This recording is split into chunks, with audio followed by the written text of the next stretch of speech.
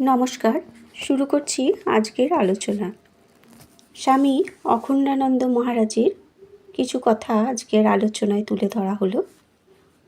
স্বামী অখণ্ডানন্দের পূর্ব নাম ছিল গঙ্গাধর গঙ্গোপাধ্যায়। তাহার পিতা শ্রীমন্ত গঙ্গোপাধ্যায় টোলে অধ্যয়ন করিয়া তর্করত্ন উপাধি লাভ করেন এবং কুলাচার্যের কাজ করিতেন বলিয়া ঘটক ঠাকুর নামে পরিচিত হন। এই পরিবারের আদি বাসস্থান ছিল যশোহরের নড়াইল মহকুমার ব্রাহ্মণডাঙ্গা গ্রামে, কিন্তু গঙ্গাধরের জন্মের প্রায় 100 বৎসর পূর্বে ইঁহারা কলকাতা প্রবাসী হন। তর্করত্ন মহাশয় বিশেষ শুদ্ধাচারী ও নিষ্ঠাবান ব্রাহ্মণ ছিলেন। গঙ্গাধরের জন্মকালে তিনি আহিরিটোলা পল্লীতে মানিক বসুর ঘাট স্ট্রিটে এক ভাড়াটিয়া বাড়িতে বাস করিতেন। এখানে 1271 বঙ্গাব্দের 15ই আশ্বিন অমাবস্যা তিথিতে শুক্রবার ভাবী সন্ন্যাসী অখণ্ডানন্দ জন্মগ্রহণ করেন। সেদিন ছিল মহালয়া। নিষ্ঠাবান পরিবারে জাত বালক গঙ্গাধর বুদ্ধি বিকাশের সঙ্গে সঙ্গে কৃচ্ছ সাধনাদিতে রত হইলেন এবং উপনয়নের পরে সপাক ভোজন, গীতা উপনিষদ পাঠ এবং পূজা ও ধ্যানাদিতে মনোনিবেশ করিলেন।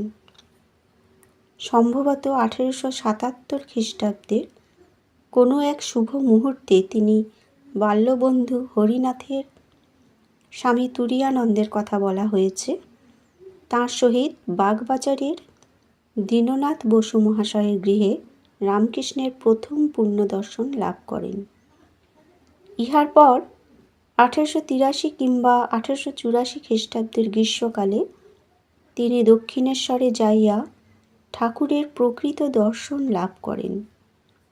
এই কয় বৎসর গঙ্গাধরের ধর্মভাব আরও গভীর এবং দৃঢ়মূল হইয়াছে। তিনি তখন ব্রহ্মচর্যের সমস্ত নিয়ম পালন করেন। 3 বার গঙ্গা স্নান করেন, স্বহস্তে রন্ধনপূর্বক একবেলা হবিষ্যান্ন গ্রহণ করেন, মস্তকে তৈলমর্দন করেন না, আর প্রাণায়াম করিতে করিতে তাহার অঙ্গে শ্বেত ও পুলক হয়। এমনকি গঙ্গায় ডুব দিয়া তিনি অনেকক্ষণ কুম্ভক করেন। এছাড়াও হরিনাথের নিকট হরিতকীর প্রশংসাসূচক 2টি শ্লোক শুনিয়া ওই বিষয়ে এত বাড়াবাড়ি করিতেন যে ওষ্ঠদ্বয় সর্বদা সাদা দেখাইত। ব্রহ্মচারী গঙ্গাধর যেদিন দক্ষিণেশ্বরে প্রথম ঠাকুরের সন্নিকটে গেলেন, ঠাকুর সেদিন সস্মিত বদনে তাঁহাকে বড়ই যত্নপূর্বক নিজ সমীপে বসাইলেন এবং প্রথমেই জিজ্ঞাসা করিলেন, তুই আমাকে আগে দেখেছিলি? উত্তরে গঙ্গাধর বলিলেন, হ্যাঁ, একেবারে খুব ছেলেবেলায় আপনাকে একবার দীনু বোসের বাড়িতে দেখেছিলাম।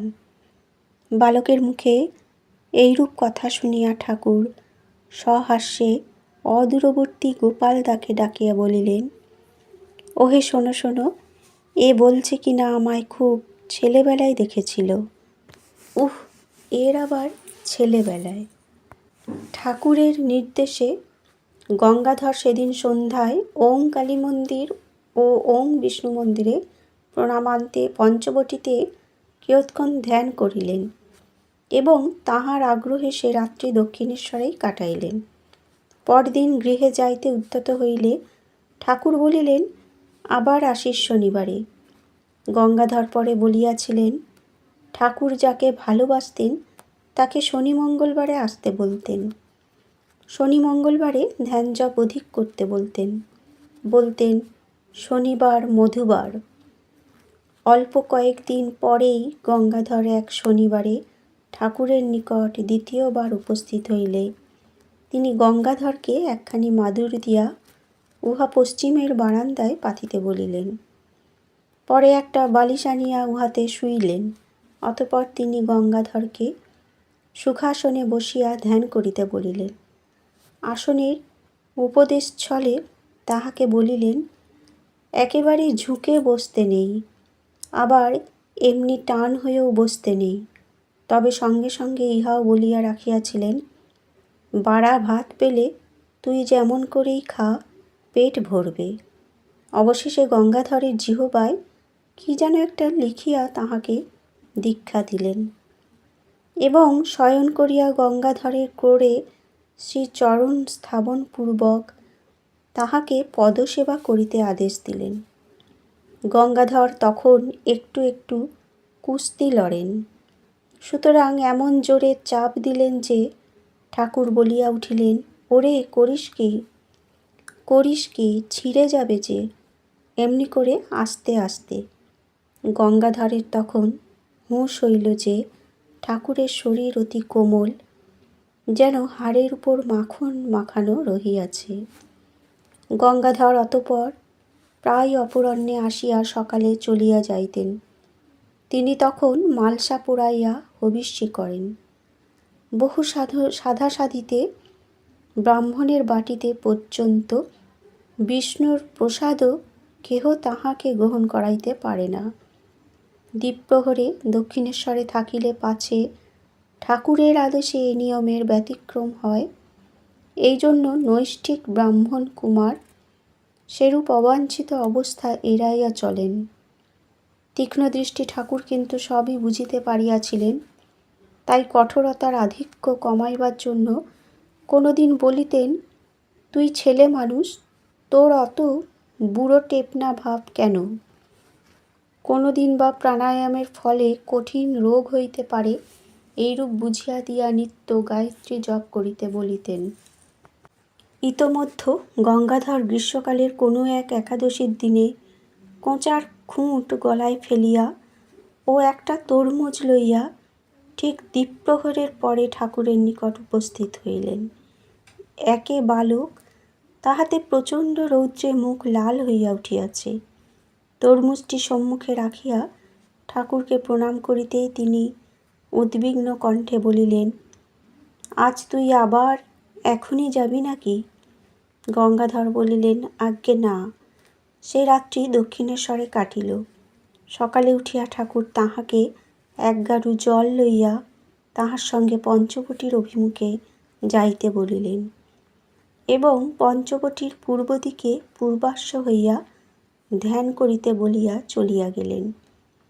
কিছুক্ষণ পরে ফিরিয়া আসিয়া গঙ্গাধরকে সোজা করিয়া দিয়া বলিলেন, একটু বেঁকে যাস। তারপর উভয়ে শয়নগৃহে ফিরিয়া গঙ্গা স্নানে গমন করিলেন।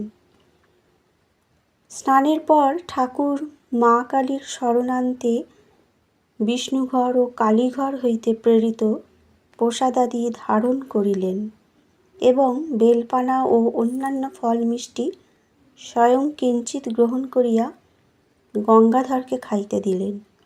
গঙ্গাধরও আপত্তি না করিয়া সবই গ্রহণ করিলেন। ভোগারতির পরে ঠাকুর তাহাকে বলিলেন, যা গঙ্গা জলে পাক, মা কালীর প্রসাদ, মহাহবিষ্যি, যা খেগে যা। দ্বিরক্তি না করিয়া গঙ্গাধর সেদিকে অগ্রসর হইলেন এবং মনে মনে ভাবিতে লাগিলেন, ঠাকুর বিষ্ণুঘরে যাইতে না বলিয়া কালীঘরে যাইতে বলিলেন কেন? সেখানে তো মাছ রান্না হয়। মুখ ফিরাইয়া দেখিলেন ঠাকুর সেখানেই দাঁড়াইয়া তাহার গতি লক্ষ্য করিতেছেন। অগত্যা সেদিন তিনি ওম কালীর প্রসাদই গ্রহণ করিলেন, অবশ্য সবই নিরামিষ। আহারান্তে ফিরিবা মাত্র ঠাকুর তাহার হাতে পানের খিলি দিয়া বলিলেন, খা, খাওয়ার পর দুটো একটা খেতে হয়, নইলে মুখে গন্ধ হয়। দেখ, নরেন 100টা পান খায়, যা পায় তাই খায়, এত বড় বড় চোখ, ভেতর দিকে টান। কলকাতার রাস্তা দিয়ে যায় আর বাড়ি, ঘরদোর, ঘোড়া গাড়ি সব নারায়ণময় দেখে। তুই তার কাছে যাস। কলকাতায় ফিরিয়াই গঙ্গাধর নরেন্দ্রের সহিত সাক্ষাৎ করিলেন এবং পুনর্বার যখন ঠাকুরের কাছে গেলেন তখন সোৎসাহে তাহাকে সব জানাইলেন। ঠাকুরও শুনিয়া সানন্দে বলিলেন, খুব যাবি, খুব তার সঙ্গ করবি। বন্ধুরা, আজকের মহারাজের এই অপূর্ব আলোচনা এ পর্যন্তই। ধন্যবাদ।